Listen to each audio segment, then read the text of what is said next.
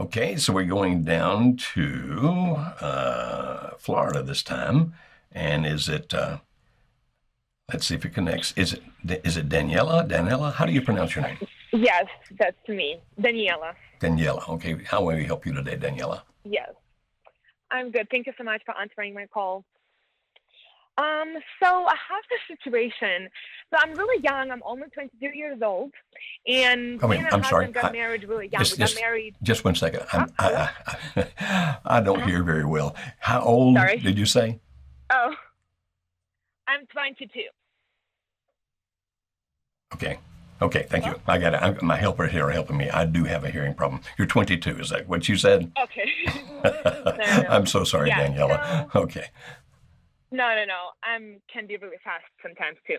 So, but yeah. So I'm only 22 years old. Me and my husband got married 2.5 years ago.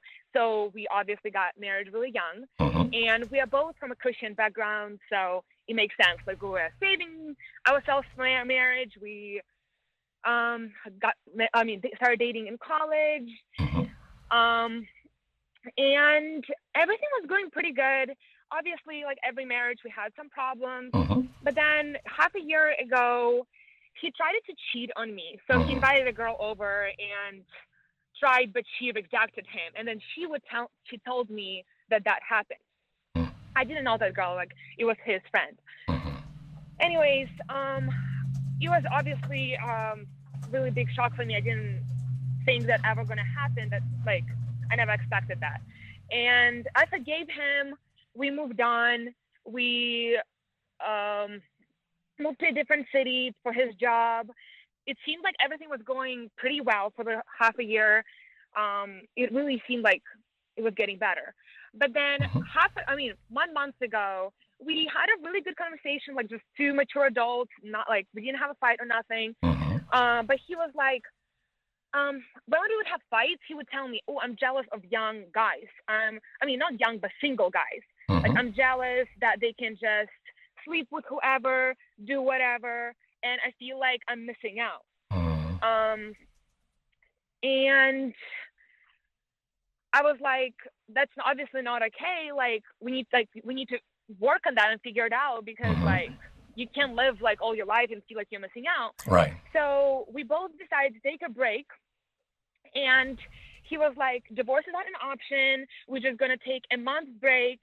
I moved to my brothers and sisters in law. Like, so we both live in Madison, Wisconsin, but I Hmm. moved to Florida to stay with my brother and sister in law Hmm. over this break. Hmm. And he called me and we talked, just like, we only talked every weekend. Like, we didn't talk during the week. We didn't, like, really keep in touch besides the weekends. He would call me Hmm. once a week. Hmm. And last week he called and he was like, actually, you know what? Like, I feel like I can't achieve any goals with you. So the one thing he would like get on me about is that like I spent a lot of money and he feels like he can't um achieve goals with me, which I do take like responsibility that like I came from like my parents did spoil me when I was young and Hmm. I didn't realize that until I got married that I was kind of like a little spoiled, you know? Okay. So So you've I you've been have no apart better how long now? problem You've been apart how long? a month. A month. Okay, and he's about the same age that you Yes. are. Is that correct? Yes, he's 1 year older than me. Okay. He's And so 22 he's right now. still up north while you're down in Florida, right? Yes, And correct. is he now living that single lifestyle that he wanted to live? I guess I don't know. Like, I mean, we when I left, we said like we're obviously still married. We're not like Hmm. going anywhere like physical or anything. But he called me last weekend and he said that he made a decision and he's done 100%. And he like was saying this kind of things like, oh, you can like go date other guys, like it doesn't matter anymore. Like he Hmm. said that he is done. Hmm. But then an hour later, he called me back. He was like, oh, wait a second. I talked with my dad. And it's funny because his parents divorced when he was young. So he always was trying to make an impression on his parents that he can put a Hmm. family together and they're not going to Hmm. divorce.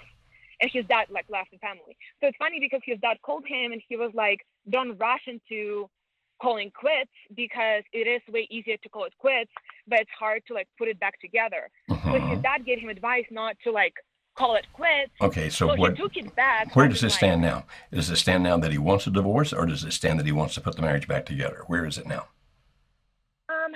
So that's the thing. Because it all happened like in an hour, like literally like in 1 hour he said he wants to be done. Right. And then an hour later he said that Right. he's But where desperate is it to try. today? He said that like Where is it right now? so we haven't talked this weekend at all. And it's kind of like he's still taking a break. So he's not calling it quits, but he's not putting it back together. Okay. So he's kind of like in, as you say, valley stage, I guess. Okay. He's not I don't know, necessarily like in the he- valley because it doesn't, Yeah. we don't know if there's another person there or not. But it does sound as if, here's what I'm hearing. I'm hearing you say that my husband said he's jealous of the single guys because they can go do whatever they want to do, however they want to do it. And then somehow you guys come to a conclusion that what you'll do is you'll separate. You moved halfway across the country, and he's up there where he can now live like that. He can live like that fantasy he was chasing. So therefore, it does not surprise me one iota that he would call you after a month and say, hey, I'm done. Because if that's the fantasy he was chasing and now he's living in it, but for a short period of time, he's been in it just long enough to get the upside of it, but not long enough to get the downside of it. And to then call you back and say, I'm liking this. I don't want to be married to you. I mean, I can understand that. I get how that happened.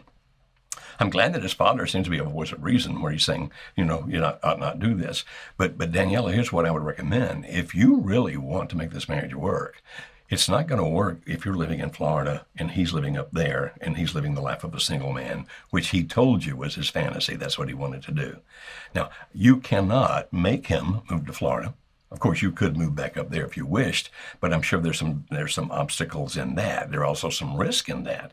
I mean, if you move back up there and he's continued to live the lifestyle and continue not to live as your husband, then that's going to be miserable for you. The bottom line now is this. Either you somehow tell him and he responds positively, I'm ready to work on the marriage. We need to do some things together. Which means either I come up there or you come down here, we do something. I mean, like, would you be amenable? You can ask him, would it be okay with you if I move back up there and move in with you, if you're willing to take that risk? Now, I don't know if you are or not, but if you were willing to take that risk, to say, I want to move back in with you up here, and we're going to work on this thing. But as it stands the way it is right now, as long as it's continuing to go as it is right now, the only hope I would see for your marriage would be if he is in that single lifestyle long enough that at some point, he starts to get to the negatives of it. Like, it's not all just fun and games and drinking and carousing and women. There's loneliness. There's looking for meaning. There's wanting to have some kind of fulfillment. There's wanting to have, knowing that there's one person in my world that loves me and will be with me no matter what. So that single life in and of itself will not be fulfilling forever unless in his mind he's a little boy and continues to be a little boy. If he ever grows up, he'll want companionship. The difficulty you have is that you're down in Florida.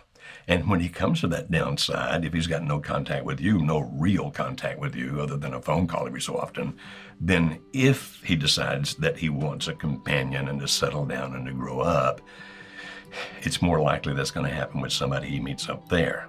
Now, I'm not trying to scare you. I'm not trying to tell you that life is miserable and this is not solvable. But with you being half a country apart, and him living that lifestyle, if you have any hope of this, my opinion is that something has to change. And you're probably not going to convince him to move down to you. So you have to decide within yourself, am I willing to take the risk to move back up there if indeed he will let me live with him and we will do what we need to do. Okay?